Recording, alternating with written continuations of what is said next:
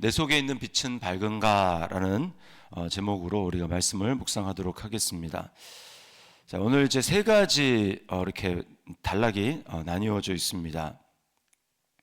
먼저 말씀하고 있는 그 예수님에게 어떤 무리 중에 있는 한 여자가 당신을 뵌 그러니까 당신의 어머니가 복이 있다 이렇게 이야기를 하는 것이죠. 그러니까 예수님의 말씀을 들어보니까 너무나 이제 그 당시에 있는 종교 지도자들의 말과 같지 않고 그 말 자체가 권위가 있습니다. 왜냐하면 예수님은 하나님이시잖아요. 그러니까 저자죠, 저자. 지으신 창조물 앞에, 피조물 앞에서 창조주가 말을 하니까 어떻게 그게 피조물이 아무리 뭐 많이 배웠다고 하더라도 그 말과 똑같겠습니까? 그러니까 하는 말에 권세가 있고 그 말이 그냥 이렇게 받아들여지게 되는 거죠. 그러니까 어떻게 저 나이에 청년 랍비가 저런 말을 할 수가 있나라고 하면서 뭐 사람이라고 생각할 수 있죠. 그 당시에 하나님이라고 생각하지 않으니까. 그러니까 어떻게 잘 키워냈을까. 그러니까 어머니를 주목하게 되는 거고, 어머니가 복이 있다. 저런 아들을 키워낸 어머니는 참 얼마나 대단한가. 그리고 그 아들과 함께 사는 그 어머니는 얼마나 복된가. 이렇게 사람을 높입니다. 여러분, 이게 인간의 타락한 본성은 뭐냐면 뭔가 탁월하고 대단한 사람이 있으면 우리는 그 사람 자체를 높이고 사람을 숭상하는 그런 경향이 있습니다. 이렇게 우상화하는 경향이 있어요. 위인과 영혼 아주 탁월한 사람을 보면 그 사람의 영광을 찬양하고 그 사람을 이렇게 신격하고 높이는 경향이 있습니다. 근데 우리가 꼭 기억해야 될 사실은 아무리 그렇다 할지라도 사람 자체는 그렇지 않다. 사람은 높일 만한 대상이 아니다. 라고 하는 것입니다. 사람을 사람답게 하는 건 뭔가? 오늘 그래서 예수님은 그 말 자체를 이제 부정하십니다. 그렇지 않다라고 하시면서 28절에 뭐라고 말씀하냐면 오히려 하나님의 말씀을 듣고 지키는 자가 복이 있느니라 라고 그렇게 말씀을 하고 계세요. 그러니까 사람이 사람됨, 사람의 영광, 그게 어디에 있는가, 그 사람이 얼마나 탁월한가, 가지고 있는 어떤 재능이 얼마나 대단한가, 그거에 있는 것이 아니라 그 사람 속에 뭐가 들었는가, 그 사람 속에 하나님의 말씀이 들어있어서 그 말씀대로 생각하고 그 말씀을 지키고 행하는가, 여기에 따라서 좌우된다. 이게 하나님의 정확한 우리 인생을, 사람을 바라보는 관점입니다. 우리는 세상에 있는 가진 것을 뭐 지식이든 재물이든 아니면 뭐 여러 가지 그것을 가지고 사람을 높이거나 또는 나한테 그게 없으면 주눅이 들거나 아니면 참 그렇게 살아가는 게 우리 삶인데 하나님은 그렇지 않다는 거예요. 하나님은 우리 속에 뭐가 있는가, 있다가 없어지는, 썩어지고 쇠하는 그러한 것들이 있는가, 아니면 푸른 마르고 꽃은 시드나 여호와의 말씀은 영영이 서리라 라고 말씀했던 것 같이 하나님의 말씀이 그 속에 있는가라고 하는 것입니다.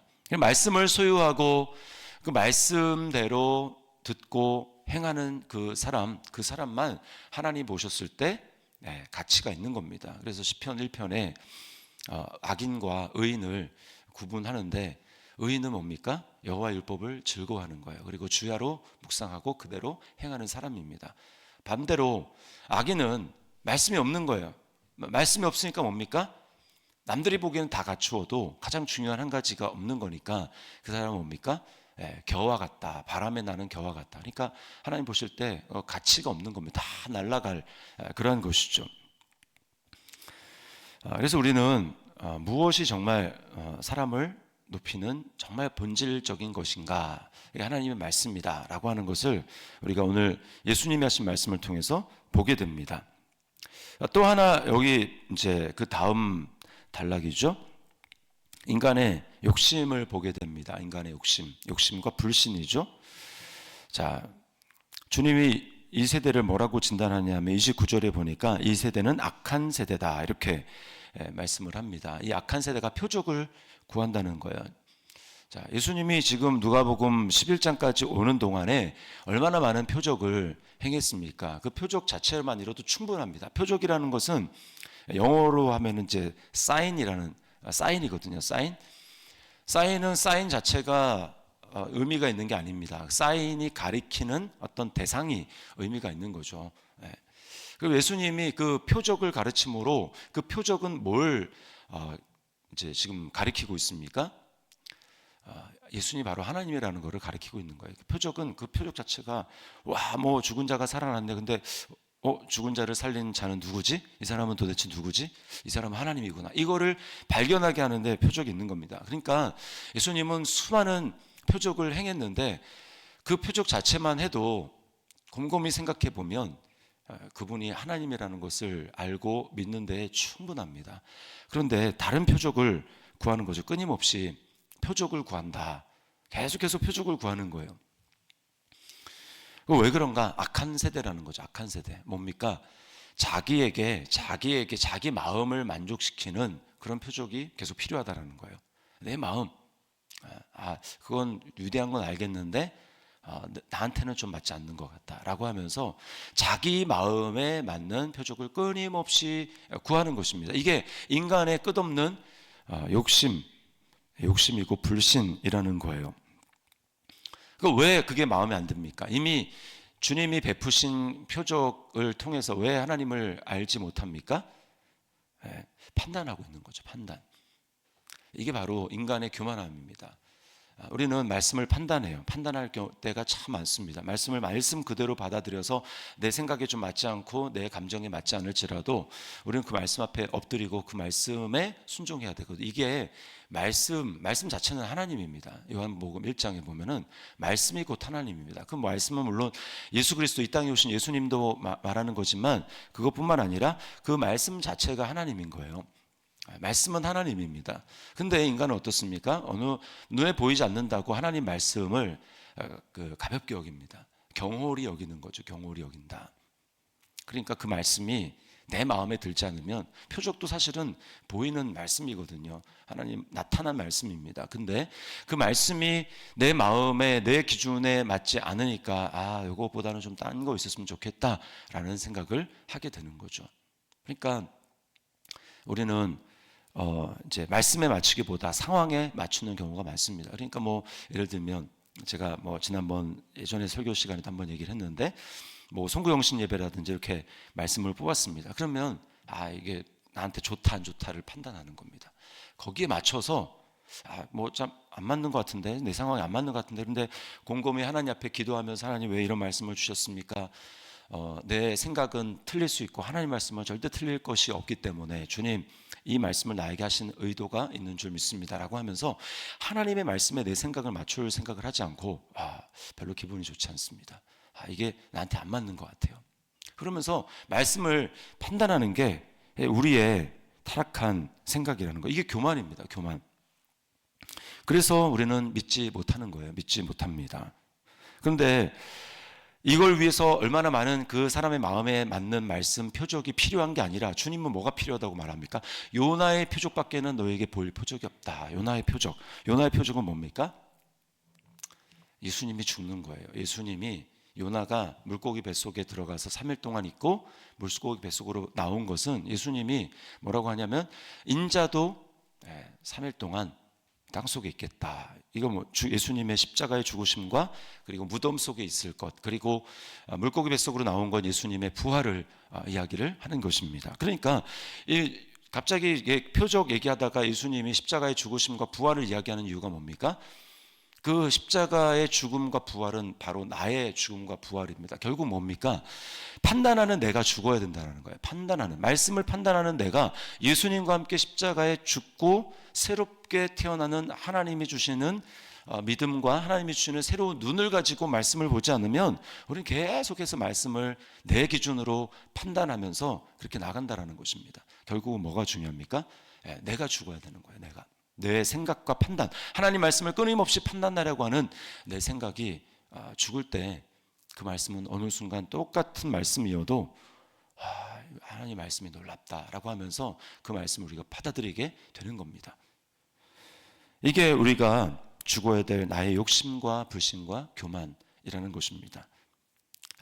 우리는 끊임없이 내 안에 교만이 매일매일 살아나려고 합니다. 말씀을 볼 때도 말씀을 들을 때도 마찬가지. 그때 우리 꼭 기억해야 됩니다. 예수님이 그래서 말씀한 거예요. 나를 따라오려고 하는 사람은 자기를 부인해야 된다. 날마다 자기 십자가를 져야 된다. 이 말이 무슨 얘기입니까?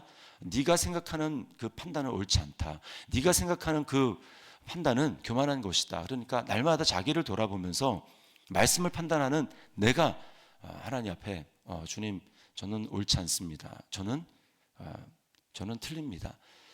하나님 말씀만 맞습니다. 라고 하면서 자기를 부인해야 된다라는 것입니다. 마지막 이것을 고칠 수 있는 또 하나의 것에 대해서 주님은 몸을 밝히는 이제 눈에 대해서 말씀을 합니다. 방안을 밝히는 온 방을 밝게 하는 이 등경 위에 이 등잔 받침대 높은 등잔 받침대 위에 둔 등불과 같이 우리가 이제 이렇게 밝은 빛 가운데로 다닐 수 있는 이유는 눈 때문에 그런 거죠. 온 몸이 이 눈에 그 보이는 이 눈 때문에 길을 걸어갈 수 있지 않습니까? 그러니까 그런 의미에서 눈은 몸의 등불이다 이렇게 말씀을 하는 거예요. 자, 이것을 우리에게 말씀하시는 이유가 무엇입니까? 단지 육신의 차원에서 얘기하는 것이 아니라 주님은 뭐라고 얘기합니까? 이 이제 36절에 보니까 35절에 그러므로 네 속에 있는 빛이 어둡지 아니한가 보라라고 말씀을 합니다. 내 속에 있는 빛이 밝은가 어두운가. 여러분, 우리로 하여금 예수님은 계속해서 뭐를 말씀하시냐면 육신의 눈이 중요한 게 아니라 영적인 눈이 중요하다. 이걸 말씀하는 거예요. 그래서 바리새인들을 눈먼 자를 고친 다음에 바리새인들이 계속해서 예수님을 비난하고 막 그럴 때 예수님이 너희가 볼 수 없다고 하면 참 좋았겠는데 니네가 본다고 하니까 너희는 계속 맹인이다 이렇게 주님이 말씀하시거든요. 그러니까 그들은 눈뜬 맹인입니다. 뭐예요? 예수님을 보면서도 하나님을 알지 못하는 그들을 보면서 주님 말씀하시는 거거든요. 그러니까 영적인 것을 말하는 것입니다. 우리로 하여금 밝게 이 세상 가운데 보면서 살아가도록 만드는 비결, 내 인생이 밝은 빛 가운데로 갈 수 있는 비결은 무엇입니까? 그것은 바로 이제 처음에 제가 말씀했던 하나님의 말씀이에요. 하나님의 말씀. 시편 119편 105절 말씀에 보면 주의 말씀은 내 발의 등이요 내 길의 빛이니이다 라고 말씀합니다. 그러니까 아무리 똑똑하고 아무리 AI 시대에 발견해서 이렇게 막 찾아봐서 굉장히 뛰어난 지식을 가지고 있고 해도 오늘날은 1년을 앞으로 알 수 없는 그런 세대입니다. 누가 그 지식을 가지고 밝다, 나는 미래를 다 알 수 있다 이렇게 말할 수가 있겠습니까? 그럴 사람은 아무도 없습니다. 그러니까 우리로 하여금 가장 지혜롭게 우리의 인생을 걸어가게 하고 어떻게 걸어가야 되는지를 알 수 있는 건 뭐냐? 내 길을 밝히는, 환하게 비추며 밝히는 하나님의 말씀밖에 없다라는 거예요. 하나님 말씀. 주님이 또 요한복음 8장에 맹인을 고쳐준 다음에 주님은 이렇게 말씀합니다. 맹인을 고쳐주기 전이군요. 주님이 나는 세상의 빛이니 나를 따르는 자는 어두움에 다니지 아니하고 생명의 빛을 얻으리라 이렇게 주님이 말씀하세요.